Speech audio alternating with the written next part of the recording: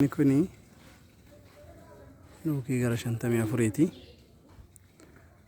Iddoon kunoo kana badhata.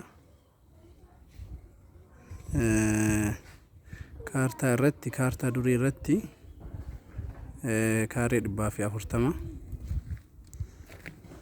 Kaartaa amma addisii kaadistar addisii kanaatiin online ka ta'ee jiru kaaree 200. Kaaree 200 jechuu kaaree 3 qofaan quudha. Ka online ta'ee seera ni siistema keessa online ta'ee kaartaa pilaaneedha lafti. Garuu immoo kan lafa jiru bal'inni isaa kaaree 220 wayii. Karaa 3 qabdi.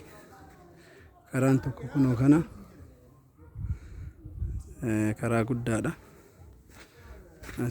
Kabira ammoo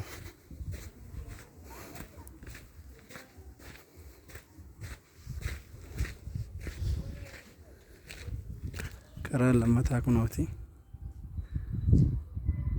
Karaan sadaffaallee kunoo kaasiin qaxxaamura akkana ba'u kana.